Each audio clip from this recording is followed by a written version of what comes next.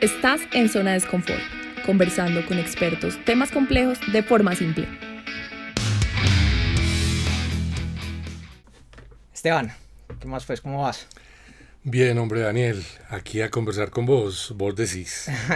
No, bacano conversar hoy de un tema que es importante y creo que sos la persona muy adecuada porque estamos como a la expectativa de movimientos políticos importantes, de una impotencia al poderse expresar con lo que muchas personas están queriendo interpretar, pero vemos que efectivamente la narrativa que busca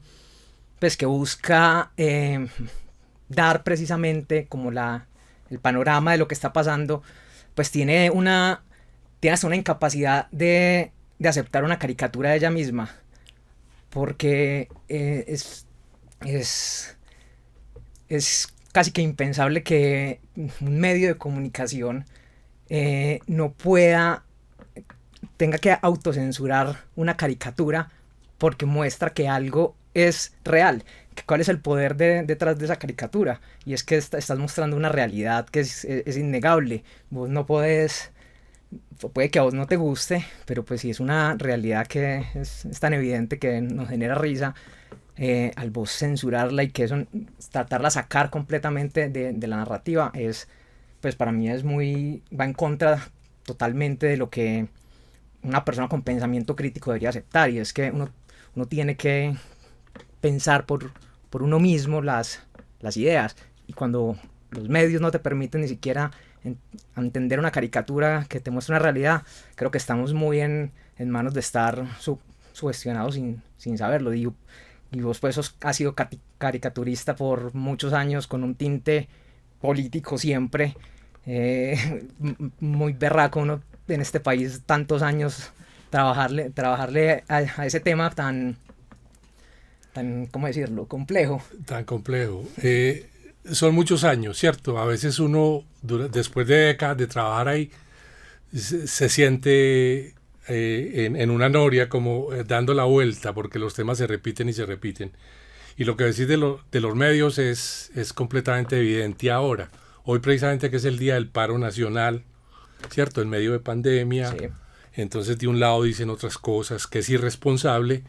El poder como tal dice que es irresponsable en campos abiertos reunirse, sacar pancartas y decir lo que se quiera, pero son muy tolerantes con que el metro en horas pico, ¿cierto?, no haya distanciamiento social y que se llene y todas estas cosas.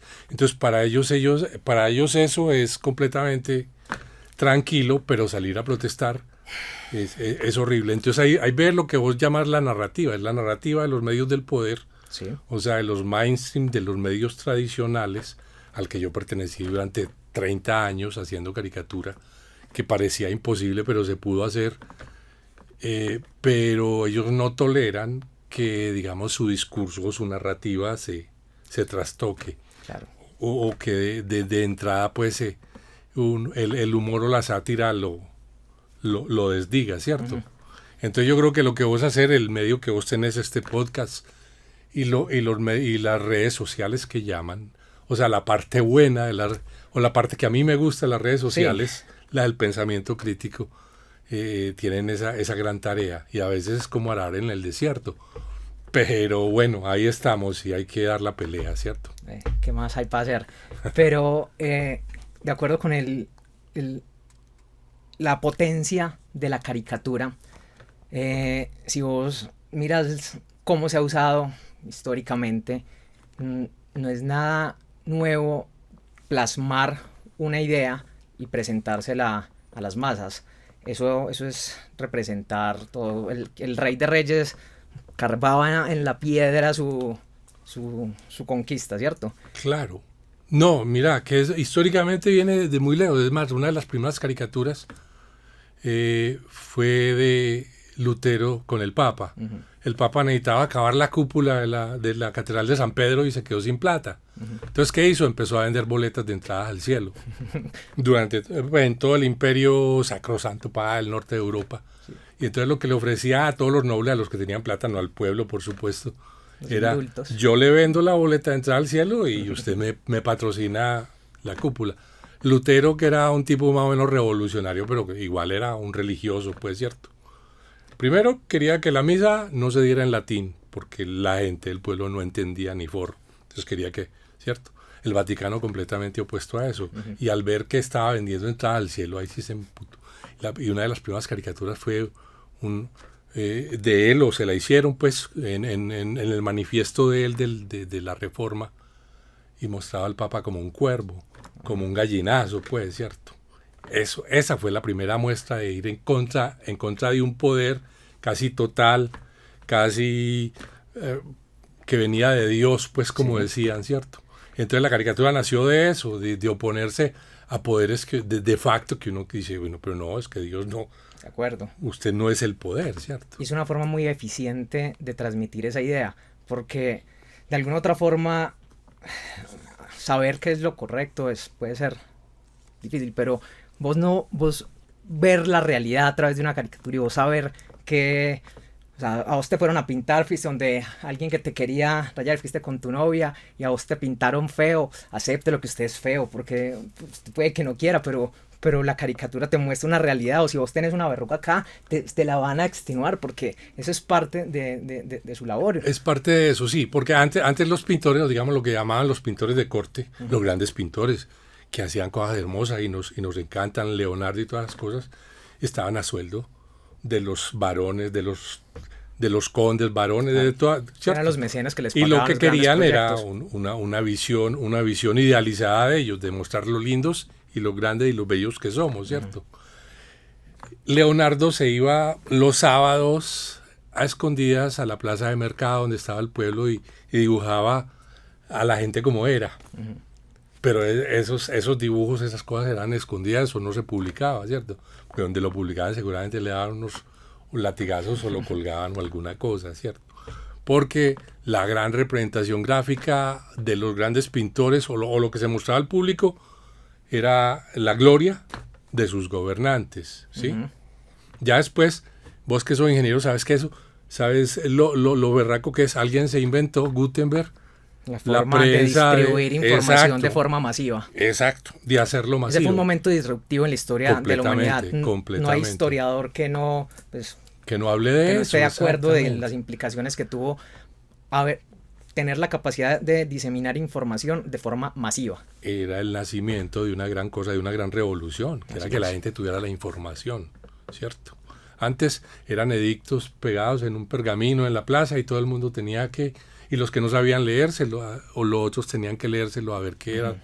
Ahora era masivo y eso circulaba y lo podían guardar y llevarlo a distancias para que la gente se enterara. Entonces la caricatura se pegó de eso, ¿cierto? O la revolución más que la caricatura, ¿cierto?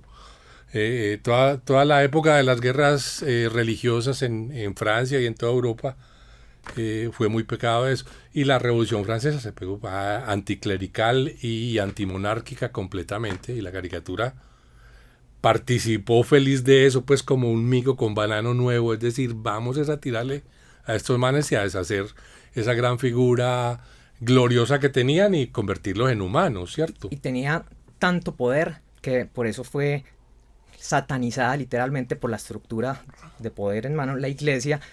No, esto no se puede, como que están divulgando panfletos con nosotros viéndonos como cuervos o como cualquier otro demonio. No podemos permitir que eso se masifique. Eso es una muestra clara de que hay una estructura de poder muy, muy definida, y la caricatura tiene la capacidad de mostrar esa realidad de pronto a quien necesita tenerla como referente, porque es muy potente. Y cuando algo muy grave es que en algún momento las empresas en poder se dieron cuenta también de la capacidad de la caricatura, y se desarrolló toda la imagen de la propaganda armamentística. Entonces usted quiere plantear una imagen glorificada del soldado saludando y eso se mete con el psique de las personas, tiene un gran poder, y ahí es donde creo que la responsabilidad de que hayan puntos de vista válidos y en los medios expuestos a las personas, porque es que si solamente recibís imágenes desde un grupo, lo que estás recibiendo es propaganda y estás siendo llevado a pensar lo que otras personas tienen planteado sobre vos. Si no tenés el pensamiento crítico para vos decir, hey, ¿cuál es el interés de esto? ¿Quién es el dueño de este canal? ¿Quién es el dueño de este otro? ¿Quién maneja este periódico? ¿Quién de verdad le interesa que la narrativa vaya por un lado o por otro? Porque cuando las personas ven televisión y consumen medios de forma constante, como si fuera una necesidad artificial que se cree. Pues, claro, la gente quiere estar informada. Lo que pasa es que las narrativas que le dan son otras. Ese es el gran problema. Y lamentablemente ahora los grandes medios los grandes partidos, los partidos hegemónicos, digamos aquí, que llevamos 2 décadas con un partido hegemónico, que es el que ha estado en el poder desde principios del siglo XXI hasta ahora. Ese partido comprendió muy bien esos principios de la propaganda de Goebbels en la Segunda Guerra Mundial. Es decir, identifica un enemigo único, repítelo. Una mentira se puede convierte en verdad. Y algo quedará. Claro, no, repítala, hasta que la convierta en verdad. Hasta que usted lo vuelva y narrativa. Eso es lo que viene y la gente se lo traga. El problema con lo gráfico, el gran poder de lo gráfico es que le habla a gente incluso que es, digamos, no muy ducha en la lectura, totalmente. ¿cierto?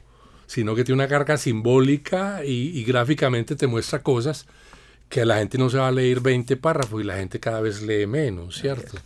Entonces tiene esa gran ventaja y desventaja también, porque se utiliza para propaganda, ¿cierto? Los que son amigos del pensamiento crítico saben el gran poder de la imagen, pero los que son amigos de la propaganda y la mentira también lo saben más que cualquiera, ¿cierto? Porque la publicidad y todas estas cosas lo sabe de sobra, cómo influir a través de la imagen sin decir muchas palabras a través de la cosa. Entonces es una gran pelea, pues, es como la guerra de las galaxias, pues, entre el imperio y los... Y hay una desventaja, porque cuando la información llega de una forma tan hegemónica, como decís, acá hay 2 medios grandes de comunicación, las personas que tienen no tienen tiempo para enterarse de todo, tienen que llevar su vida, buscan a los medios para que les digan qué está pasando. Esa debería ser su función como medios de comunicación. Pues se supone que los medios son el cuarto poder sobre el Estado. Así es de importante Así es de importante. Entonces tiene su peso sobre las personas, y más en una democracia donde el efecto de las personas a los que los medios de comunicación llegan influyen de forma más que, pues, tiene mayor peso muy en cualquier movimiento democrático. Entonces, si vos lográs controlar completamente la narrativa en un canal o en otro, o en ambos de alguna forma, pero los medios hacen lo suficiente para que las personas estén distraídas entre los problemas que nos bombardean todo el día, porque si vos te pones a analizar qué es lo que nos bombardean los medios de comunicación todo el tiempo, miedo. Definitivamente, sí, y lo saben hacer muy bien, y el poder también tiene ya sus estrategias. Es decir, si voy a meter algo que va a ser muy discutido, lo voy metiendo en el poder de Congreso, ¿cierto? A convertirlo en ley, lo voy metiendo aquí y le monto un escándalo por aquí adicional, y la gente va a mirar a donde estalló la papeleta, y esto lo voy metiendo así suavecito. Entonces meten una ley llena de micos y de cosas, digamos, para lo que ha pasado siempre, digámoslo, una discusión que hay fuerte ahora, las bebidas azucaradas y la gran empresa que siempre ha patrocinado políticos, un Postobón y todas estas cosas, ¿cierto? Y entonces han querido ponerle un impuesto y la ley de la etiqueta a las comidas y todo, que es problema. Mostrar el veneno que están en... Pero el lobby que hacen en el Congreso es tenaz, casi por ahí no lo puedo afirmar, pero dicen que el voto negativo para ese impuesto llegó a valer 100 millones de pesos para un político. Le hablan de plata inmediatamente eso. Ahora digo yo, los que están en el poder, que son los políticos y están metidos en una economía de mercado. Claro. Es decir, si vos querés ser senador, tenés que invertir por lo menos 2.200 millones de pesos en tu campaña. Claro. Y en los 4 años, por solo salarios, vas a recibir 1.600. Es decir, necesitas cubrir otros 500, 600, 700 millones para poder pagar el favor. Así es. ¿Cómo lo vas a hacer? Pues hay grupos de interés que están muy interesados en pagarte para que no se muevan o para que se muevan cosas en el Congreso. Entonces es una ley de mercado muy tenaz. Entonces no estamos en manos de gente que dice, es que mi vocación es el de servicio público. ¿Cuál servicio público? Mi vocación es pagar la plata que me pagaban para estar aquí y poder ganar en forma. Y si vos no haces parte de la narrativa de quienes me pagan, por como decís vos, generar la disrupción en la línea, no te sacan, porque es que vos no sos libre de expresar, así sea una realidad. Y es imposible vos ser un caricaturista, uno bueno, uno premiado como lo sos vos, y uno dice, si pues, no puedo ni siquiera pintar la realidad. Exactamente. Es imposible. Es muy tenaz, y los medios cada vez cierran más el asunto. Y es muy charro porque estamos en una democracia supuestamente participativa, entonces te dicen muy linda, Daniel, Esteban, puedes participar, vos puedes ser político, vos puedes ser senador, puedes ser presidente de la República. Ahora tenés 3 pesos en el bolsillo. ¿Lo vas a lograr? No, ni por el berraco, nunca, jamás en la vida. Que las reglas de la escalada del poder están claras. Tienen unos claras. Números definidos, unos tiempos de participación, un nivel de influencia hay unos protocolos establecido. más establecidos que un berraco. Sí, es una carrera que no es justa por ningún lado. Entonces, ¿qué nos toca a nosotros? Lo que vos haces, o lo que yo hago, o lo que hace mucha gente que no está en los medios tradicionales, resistencia. Que es lo único que nos queda. Ernesto Sabato es lo que decía, nos queda de resistencia. Es decir, ¿y la resistencia es para qué? Para lograr para poder contradecir o lograr o romper el círculo que decía Mark Twain, que la gente está más, es más fácil convencer a la gente de una mentira que convencerla de que están siendo engañados. Sí. Es cierto. Entonces esa es la parte de nuestro trabajo, la resistencia. Es decir, es muy difícil, es casi arar en el desierto.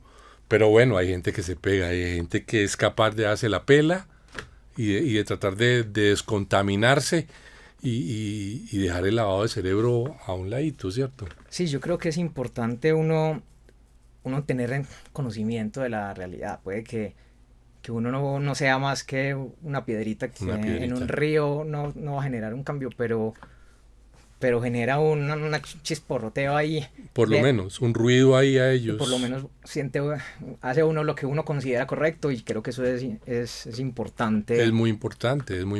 Y las redes sociales, esto que estás haciendo, los medios alternativos son parte de esa corriente. Es que tiene que ser la única forma, porque si no, ¿por dónde más?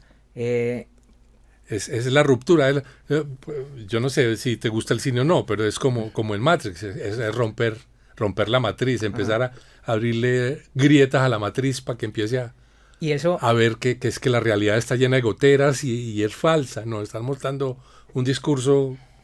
Sí, la realidad que percibimos es lo que toda una vida de mirar unos medios nos quisieron mostrar, y se nos hace muy difícil no verla bajo ese condicionamiento. Claro. Yo creo que las personas somos muy adiestrables, y algo que sí ha mostrado esta pandemia es lo fácil que es decirnos qué hacer. Ponete a pensar, hace un año, si vos te dijeran, vamos a estar todos sujetos a toques de queda dichos a Twitter, en el que bajo ninguna conciliación con datos epidemiológicos, claro, sino lo están correlacionando con un nivel de ocupación en UCIs, y es una realidad, pero hay que tener mucho cuidado con el manejo de las estadísticas, porque el poder que viene con eso entra en cerebro las personas, el nivel de miedo que reciben, claro. Y mientras más asustado esté el pueblo está buscando es que no, venga, yo no sé qué hacer, que las personas que tienen poder respondan por nosotros. El más moldeable, claro, cierto, el miedo es una herramienta, la hijo de mi chica. Ese es lo que los medios de comunicación masivos muestran hoy bajo pues, las condiciones que nos cayó una pandemia mundial.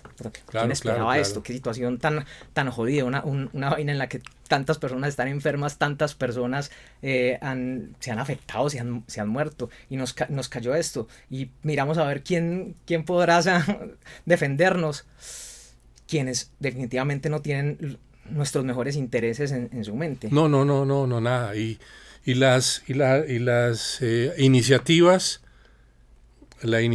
para romper el esquema, digamos, con las farmacéuticas, que dicen, bueno, vamos a abrir licencias de vacunas durante un año, por ejemplo, para que los países que no están pudiendo recibir puedan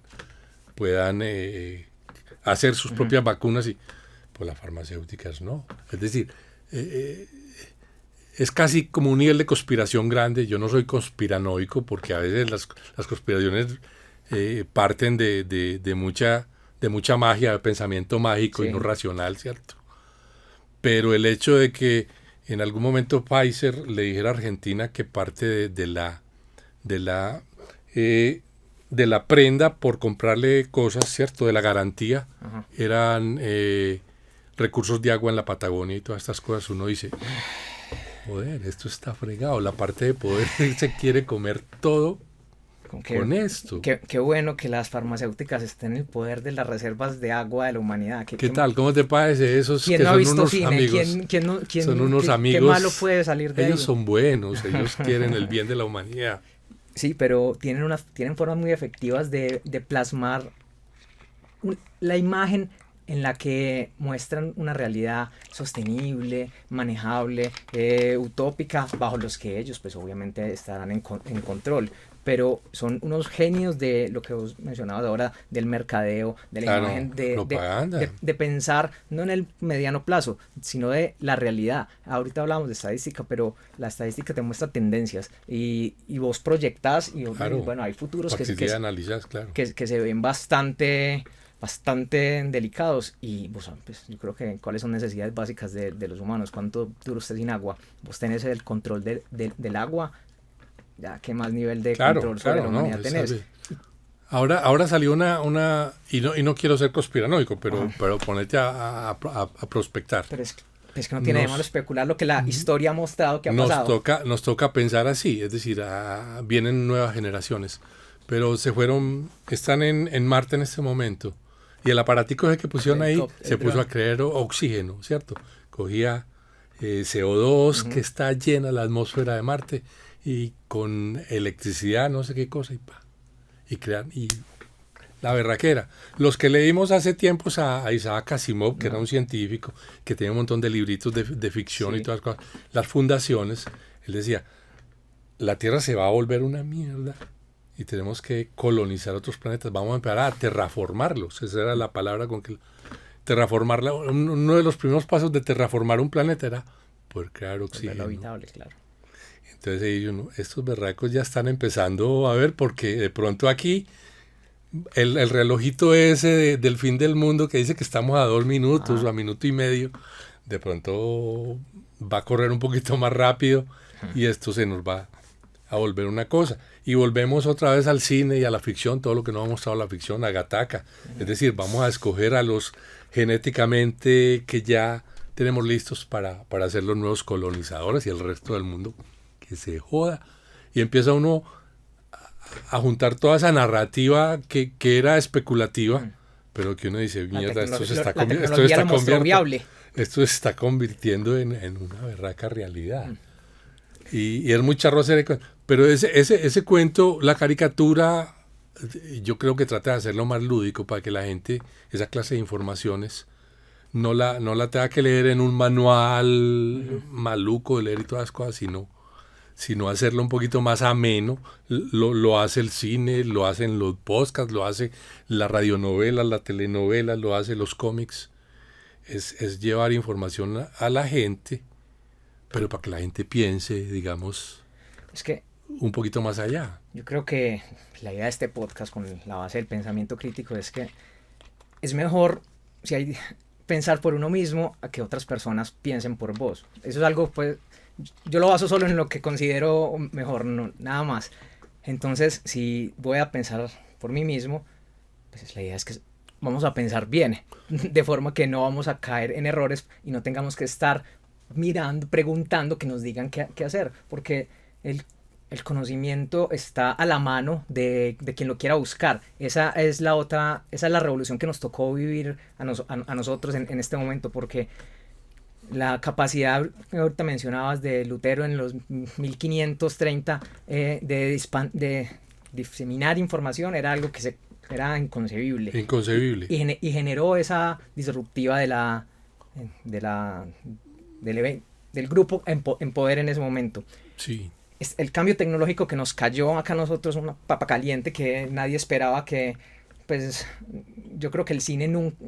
No, es que por ni más siquiera que se pensó... se atrevió a pensar el poder del estar conectado de forma continua y que eso se volviera una necesidad para las personas. Una absoluta necesidad. Lo utilizan como manera de manipulación también. Así es. Pero tiene la gran ventaja que es un repositorio de información infinito. La historia de la humanidad a la mano. Claro. Antes había que ir a una biblioteca, yo tenía que ir a la Piloto, ¿cierto? O tal cosa, tenía que buscar el libro, sacarle fotocopias para leer bien el documento. Así es. ¿Cierto? Eso lo hacía. En la universidad le tocaba a uno sacar fotocopias como un berraco para...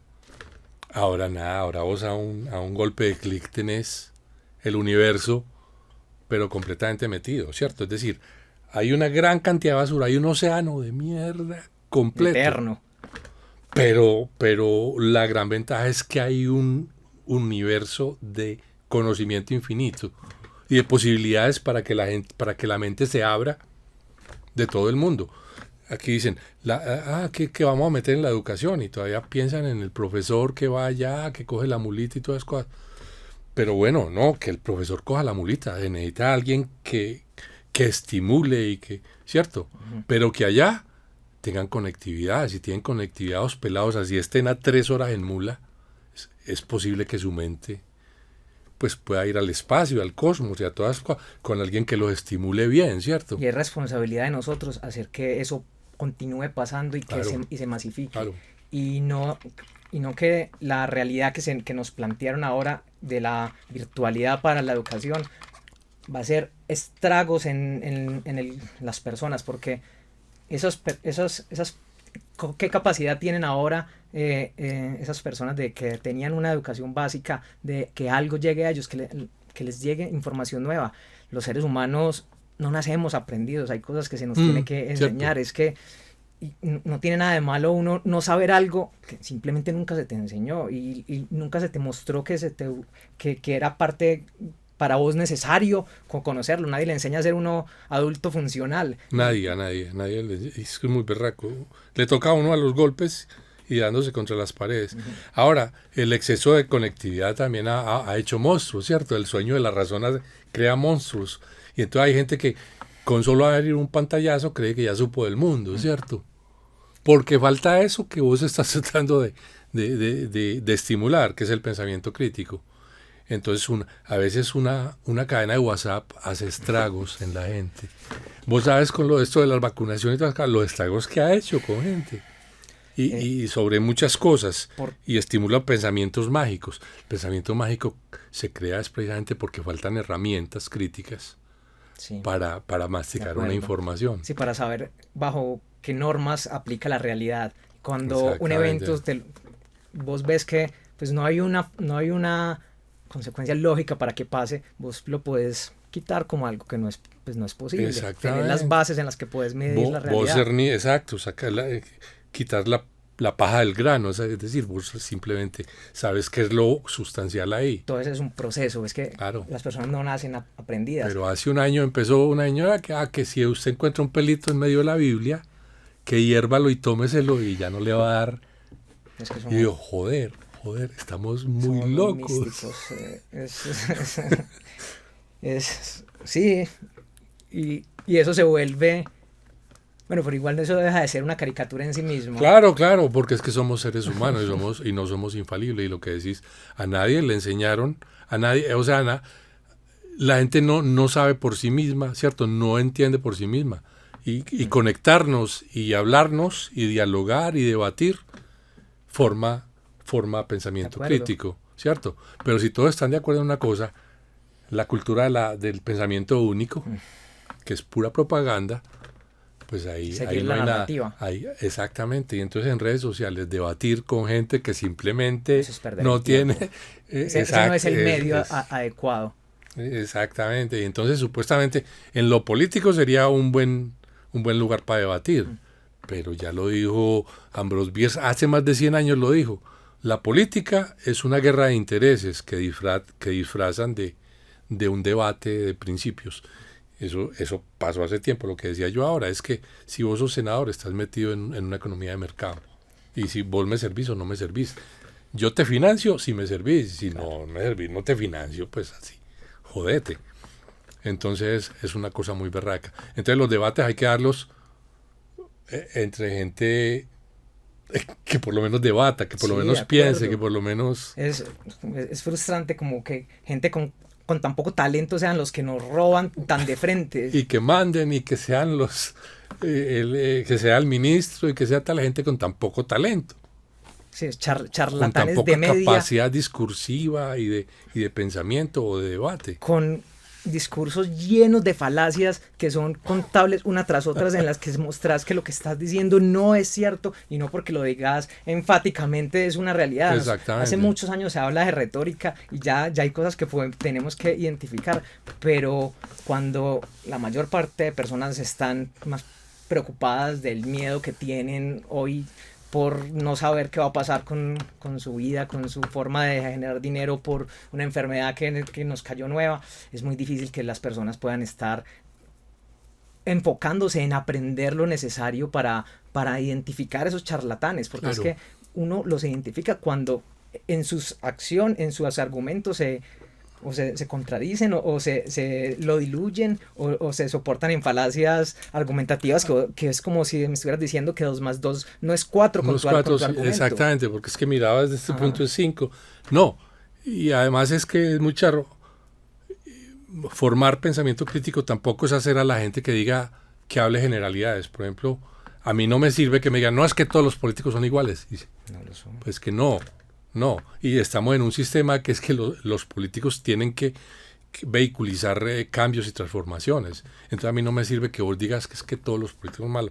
No. Por lo menos metamos a uno menos malo ahí para que haga 2 o 3 cosas, ¿cierto? Sí. Pero para mí no es pensamiento crítico decir, nada, es que la política es una mierda. No, los seres humanos somos seres políticos. Exacto, si y usted tiene que ser activista de alguna manera. En este momento estamos siendo activistas por lo menos en pensamiento. Es decir, bueno, sacúdase, mire, piense. Políticamente puede que no tenga gran trascendencia, pero lo que vos decís, armamos un chisperito, se oyen totes, este lo captó, este discutió conmigo, ¿cierto? Entonces se arma una cadena, pero el pueblo diciendo, políticos de mierda, solamente eso no sirve para nada. ¿Sabes cómo? Es una forma en la que vos puedes desarrollar pensamiento crítico en el día a día, conversando con tus amigos, claro, en los que tengas puntos de vista contrarios y argumentar, pues, vos sos de esto, vos sos un hijo de puta, vos sos de esto, no, eso no es pensamiento crítico. Necesitamos esa dialéctica, necesitamos conversar. Dialéctica, pura dialéctica. Es la forma de llegar a tener un conocimiento de varios conceptos, y eso lo podemos hacer cuando nos sentamos a conversar, no a seguir una narrativa en la que lo que vamos a decir, sí, va, qué bacano. Sí, claro, porque son discusiones de manual. Es que cuando uno ve debates entre el partido hegemónico que viene 2 décadas y alguien que quiere romperles el discurso, el que quiere romperles el discurso tira argumentos y el otro es de manual 1, sí, tal, enemigo único, ¿cierto? Tal. 2, miedo al cambio, hermano. Entonces es una cosa muy berraca. Trabajar con el miedo para ellos es facilísimo. Claro, porque ya las personas están susceptibles a no tomar decisiones racionales, porque Claro. el miedo nos invade y eso es una realidad probada, eso no es nada nuevo. Nadie No, toma buenas decisiones cuando está asustado continuamente. así es. Entonces yo creo que sí, lo que vos haces No, con quitar la zona de confort, con moverla un poquito, con agitarla, es eso, es que la gente... es tener un punto de vista distinto con tu amigo y conversarlo, pero no buscar una pelea, no buscar encasillarte en un grupo, sos Es de que los unos, de los confrontación no otros. es guerra, confrontación es De acuerdo. compartir ideas y montar la dialéctica, a ver hasta qué punto pueden llegar a claridades. Puede que no concilien, ¿cierto? Sí. Porque miran distinto Son la concepciones realidad, distintas, ¿cierto? Pero se llega a la conclusión de que las concepciones distintas pueden enriquecer el diálogo de alguna manera.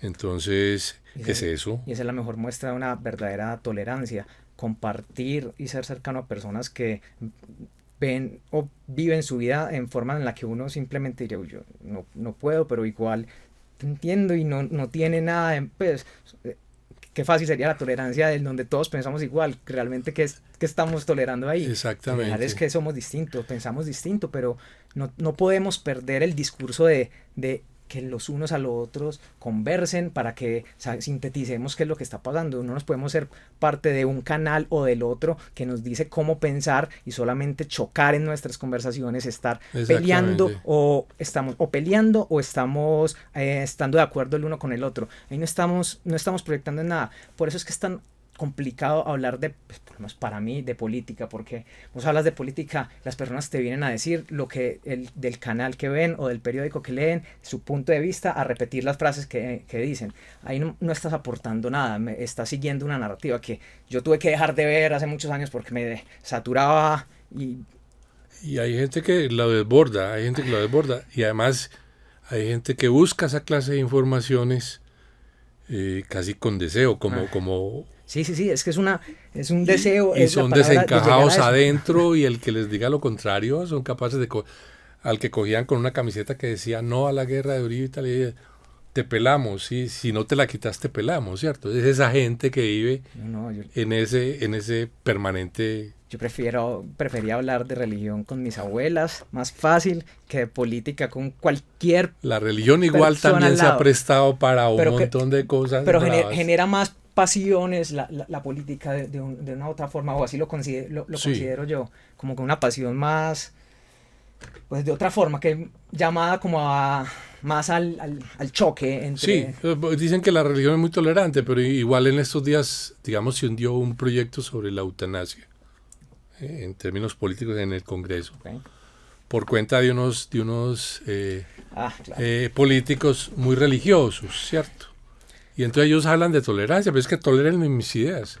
Y entonces el otro, que es completamente laico, dice, pero toleren ustedes, que es que con base en su creencia y en su dogma religioso, le están privando de la posibilidad a gente que dice que quiero un morir digno y no que me... ¿Cierto? Entonces entonces el otro día, en ser muy tolerantes, tolérenme, pero aguántenme mi dogma y que sea para todos, ¿cierto? Cuando quitaron que el país estaba consagrado al Sagrado Corazón, ¿cierto? Eso fue aquí una cosa tenaz y la gente dijo, bueno, ya nos llevó el diablo porque es que ya no estamos consagrados. Y bueno, en realidad sí nos llevó el diablo, porque veníamos llevados del diablo desde antes. Sí, el que haga esa correlación y diga, no, por eso fue definitivamente. No. Sí, exactamente, pues no falta el que lo haga. Yo conozco ejemplos. Entonces nos llevó el diablo.